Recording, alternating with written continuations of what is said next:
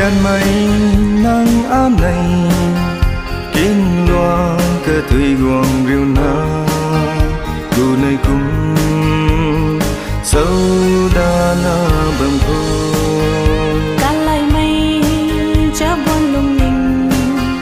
cả giật mắc mây buồn xa con ao cùng na ao thăng nghe ni cho kan đi cả lái sini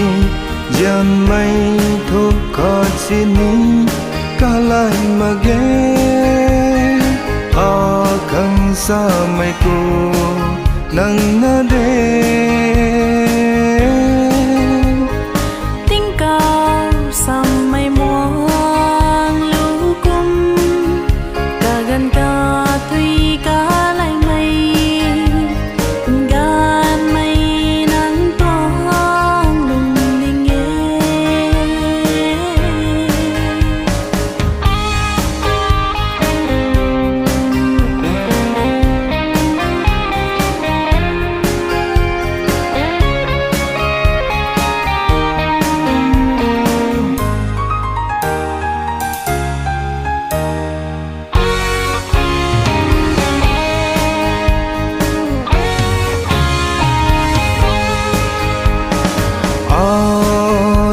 lên quay hay nang rồi cùng lum ni cho cùng mình sang đinh rồi na lum ning ta kun ni cho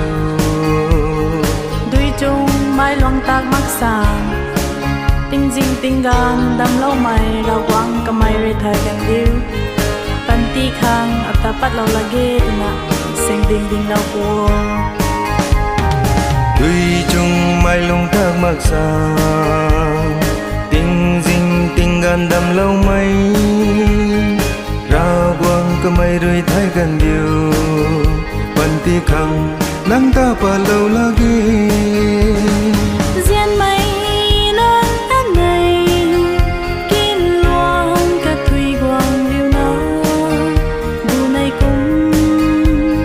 sao đã na bằng khô gian mây nắng át này kín loa cơ thủy guồng riêu nam cô này cùng sâu đa na bằng khô gian mây